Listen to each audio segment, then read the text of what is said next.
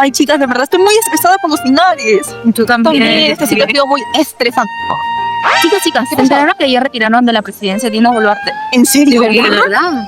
Wow. Quizás se verá. Bueno, quizás en parte a las marchas. Por eso, esperen. Recuerdo que tengo amigas que han asistido a la FA. ¿Les gustaría saber su perspectiva? Sí. Sigan viendo. Hola, nosotros somos las Cuatro Fantásticas y les presento a Mati, Bárbara, Jacqueline y yo soy Todo el rigor de la ley caerá sobre aquellas personas que están cometiendo estos actos delincuenciales de vandalismo que no lo vamos a permitir. Consideramos ahorita que el sistema de Dina Boluarte no nos representa como generación. de acuerdo con López Parra, durante el gobierno de Dina Boluarte, sus discursos fueron interpretados como una herramienta clave para responder ante la crisis política y social. Según este análisis, su primer mensaje a la nación fue un llamado a la calma y a la defensa de la democracia para transmitir estabilidad. Sin embargo, conforme las manifestaciones se fueron incrementando, su discurso también fue cambiando, a uno con un enfoque más rígido, centrado en el restablecimiento del orden y de la autoridad. Posteriormente, Coca Pimentel reporta que Dina Boluarte llegó a justificar el uso de la fuerza respaldando a las fuerzas del orden y calificando a algunos manifestantes como grupos extremistas. Según el Instituto de Estudios Peruanos, menciona que este cambio de discurso fue dado en un contexto de polarización política y de desconfianza ciudadana.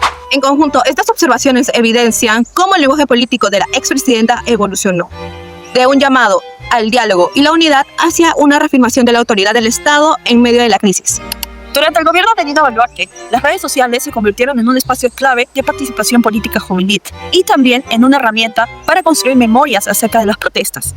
Sin embargo, existen dos posturas acerca de su rol. Según López del Pozo, al inicio del gobierno de Dina Boluarte hubo protestas con participación de jóvenes universitarios, que fueron ignoradas y calificadas como actos vandálicos. Ante esta situación, los jóvenes utilizaron las redes sociales para responder, visibilizar la violencia policial y expresar sus opiniones, especialmente a través de Facebook, TikTok y X, donde también habrían pequeños debates para hablar sobre temas políticos. En cambio, Ramos y Colca señalan que si bien las redes sociales sirvieron para la organización de protestas sin depender de medios tradicionales, advierten que circula desinformación, lo que puede distorsionar el mensaje de las protestas y debilitar su impacto.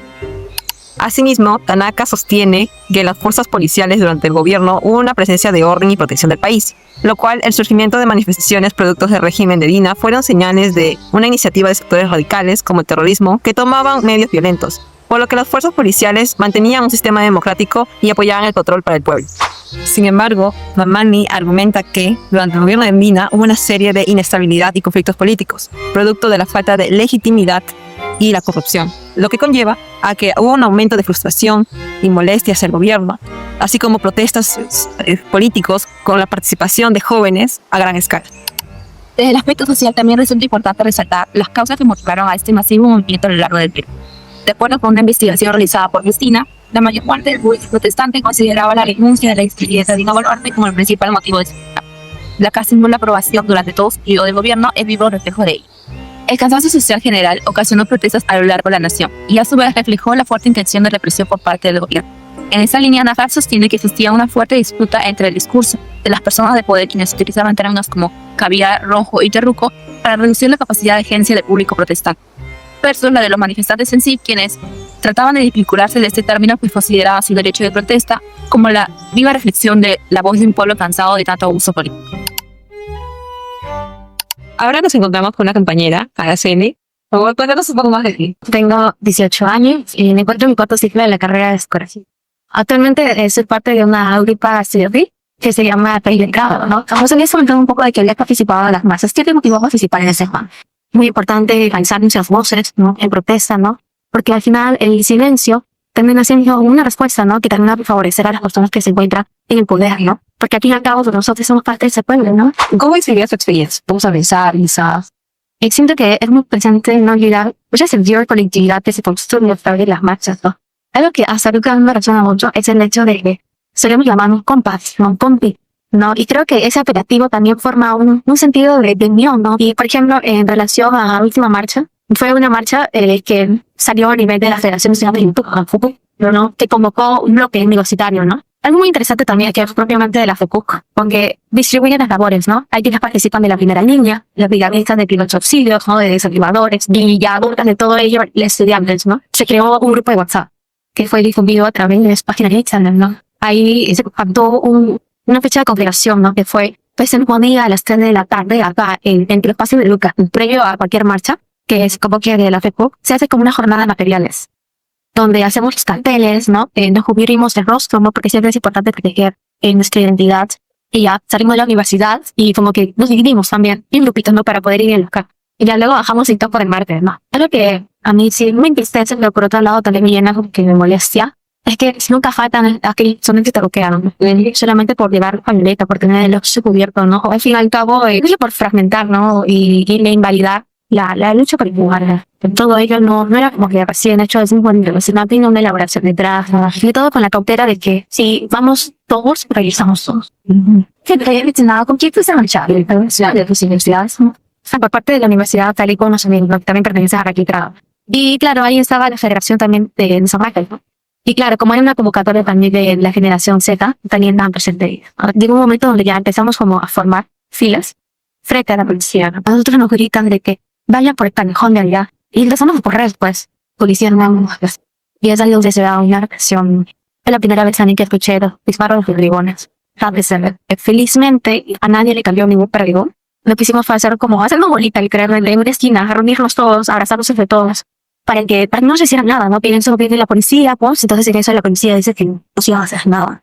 Pero que saliera uno por uno. Y eso hicimos, ¿no? Salimos en una esquina, y ese fue el punto de encuentro, ¿no? Comentaron de que los amarillos estaban allí, literalmente estaban en medio de la policía. O sea, la policía había cerrado todo, y los amarillos estaban dentro. Eso como una moción para votar, no de si íbamos a regresar para poder sacar a los amarillos de ahí, o quedarnos en la avenida en la que nos encontrábamos. Entonces, por decisión unánime, decidimos regresar, ¿no? Y ya luego de varios minutos donde ya se apertura esa línea de policía y deja salir al bloque de aquí.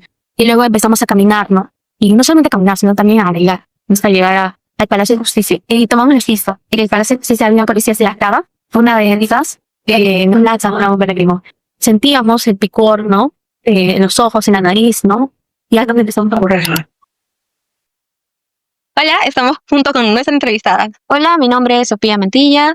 ¿Recuerdas cómo se organizaban tal vez como estudiantes para ir a las marchas? Se coordina una fecha, se preparan los materiales y otra también previa coordinación, ¿no? ¿Okay? O sea, no es con que... Y la coordinación es por grupos de WhatsApp. Claro, grupos de WhatsApp, claro. Igual pasa con las marchas nacionales, cuando se le pide a los estudiantes, porque eso es previa organización. A veces los gremios piden que los estudiantes o los universitarios vayan a apoyar, pues porque son las causas que mueven al país. La generación se debe interesar por ello, ¿no? Se le hace una propuesta también a los gremios de estudiantes de San Marcos, y ellos se evalúan y también indican, chicos, compañeros, vamos a apoyar a la marcha nacional, salimos al día, salimos a la hora, se manda un comunicado, previo comunicado. Eso sí, no es como que, no es ajeno, es la FUNS, la Federación Universitaria de San Marcos, lo que emiten los comunicados, informan qué es lo que debemos ir, cómo debemos ir, qué debemos tener, qué no debemos decir, y nos reunimos pues en determinados lugares que ahí se dicen y vamos, ¿no? Cuando llegaste al lugar, ¿cómo se sentía el ambiente? El 15 de octubre nos reunimos acá, a las afueras de la nueva puerta 2 de San Marcos. Ahí era el punto de encuentro. Se coordinó un horario, estuvimos 1 hora y media esperando, porque nos habían dicho que iban a venir los chicos de la PUC y que entre los dos íbamos a bajar, ¿no? A muchos habían traído sus mascarillas, había algunos compañeros que no, oye, toma tu mascarilla, ¿tienes agua? No tienes agua, ¿no? Así que creo que ha sido ciertamente amistoso. Entonces ellos nos estaban dando consejos, tips, por ejemplo, a novatos como yo, y ahí llegaré junto a reunirse con el bloque universitario de las universidades peruanas. Y cuando llegaron al lugar donde iban a realizar la marcha. El primer punto de encuentro para nosotros ha sido claramente la puerta 2 de San Marcos, pero el segundo era la plaza 2 de Mayo. No sé si ha sido por mí, pero me sentía muy cansada, porque nunca había caminado un tramo tan largo. Y cuando me dijeron, no, esa es la primera parte, porque viene la segunda parte que ya nos tiró por el Congreso y yo. Pero me habían dicho que íbamos a juntar con el bloque universitario, y en definitiva, cuando llegamos, yo no fui sola a la marcha, ¿ya? O sea, yo sí fui, pero al final mi papá me dio el alcance en la plaza 2 de Mayo, y de ahí para adelante me estuvo acompañando. Una vez que nos juntamos, había mucha gente que decía, tú no sabes, ahí era insoportable, ya no se podía caminar, parecía como Navidad. También no estaban solo los estudiantes, sino también estaban los egresados. En el caso de San Marcos había muchos egresados. Eso fue el segundo punto de encuentro, porque de ahí así de frente nos fuimos hasta al Congreso. También se sentía ese cansancio, pero también se sentía el malestar de la gente. Una situación que te haya indignado en la marcha. En general, la primera que me indignó es gente que nos mire con desdén. gente que haga como si nada. Entonces, lo único que te pido es que le mires, le des una mirada y siquiera no comentes, no vengas y digas, no, ¿por qué están marchando? ¿Qué están haciendo? ¿No? Para mí otro momento indignante, siempre había escuchado que Lima es muy indolente, vive en su mundo, ¿no? Hasta que no le afecte a ellos, con ellos no es nada, ¿no? Yo creí que esa situación, como era la gran marcha nacional convocada hace mucho tiempo, ya había sido así, sonadísima. Creo que sí juntamos gente, eso no lo niego. Gracias a los influencers que estuvieron ahí, había varios influencers, ¿no? Sí, pero lo que me indignó es que, de hecho, los negociantes, uno de que creo que es uno de los grupos más afectados por la cobra de cupos, cómo sabían que iba a haber una gran marcha nacional y cómo para ellos la idea era sin nada. Tercer momento indignante fue cuando lanzaron las bombas lacrimógenas. Mi papá me dice, ¿por qué te vas toda tapada? O sea, con una capuchita Claro. y con mascarilla. la mascarilla, ¿no? Y es porque es para prevenir lo que se venía. Claro. Porque, de hecho, el ministro en el entrevista ha declarado días antes que no iba a pasar nada, que es una marcha, que es una marcha tranquila, porque se tapa, que porque esto, que porque lo otro. Llegamos, escúchenme, esto sí era pacífico, hasta que de la nada, ¡pum! Y metieron la primera tanda, no es ni siquiera una bomba, era la primera tanda de bombas lacrimógenas. Yo nunca he sabido que es una bomba lacrimógena en mi vida, siempre lo había visto. ¡Qué dolor, qué ardor en la nariz! O sea, yo me había preparada, ¿no? Y por eso creo que no fue tan complicado. fuerte. Ajá. Entonces la gente empezó a retroceder. Ya había un buen tramo de retrocesos y volvieron a tirar una segunda tanda de bombas lacrimógenas, pero esta vez se sentían más cercanas. Es como que si estaban las personas a tu costado y se sentía tan fuerte el olor que no podías. La primera sí no me chocó mucho, pero la segunda sí, porque eran seguidas. Cuando llegamos al parque universitario, otra tercera tanda. Y ahí sí, ya pues, ahí sí era para llorar, pero no por llorar de las bombas, sino por llorar de indignación, o sea, de lágrimas, ¿no? Porque ahí, o sea, escuchar, yo vi a varios adolescentes, o sea, que no habían llevado sus KN95 ni nada, supongo que también para ayudar. Y decir, ayuda, ayuda, ayuda, quiero agua, no puedo respirar. Si tú no escuchabas una ayuda, escuchabas por ahí otra ayuda, otra ayuda, otra ayuda, otra ayuda y distintas ayudas. Me muero, me voy a morir.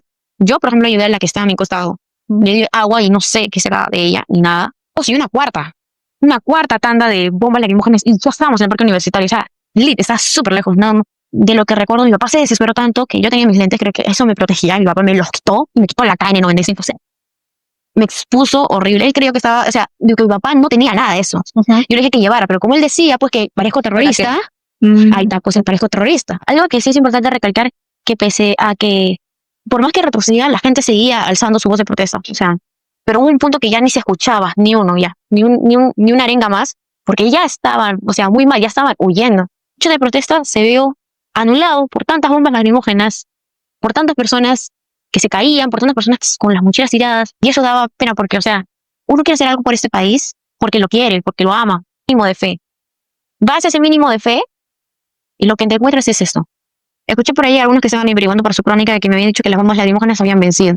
De hecho, a mí me ha dejado una semana y media. Era como tener fiebre, pero no tener fiebre. Era como que el cuerpo no te responde, pero estás bien.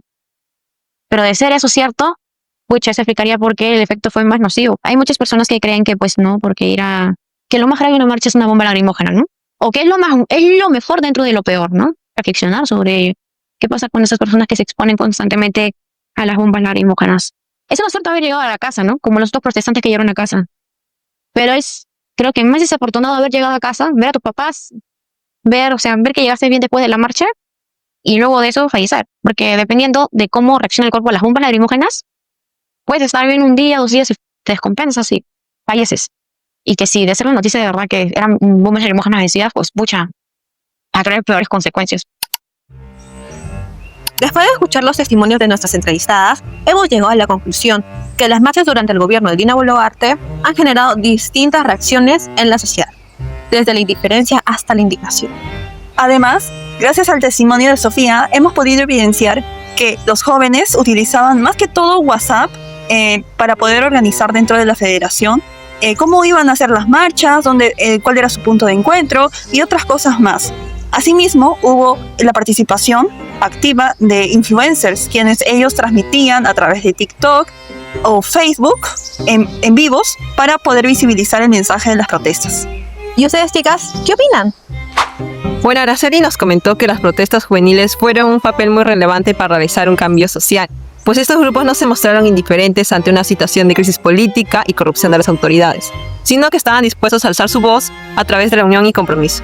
Desde el aspecto social, Araceli también nos comentó un poco más acerca de los motivos tanto individuales como colectivos que la llevaron a protestar, siendo el sentido de responsabilidad como estudiante y ciudadana el principal. Por otro lado, respecto a las respuestas de la policía, se aprecia que hubo casos de represión y violencia. Asimismo, se vio el manejo de términos como terrucos para hacer referencia al grupo estudiantil.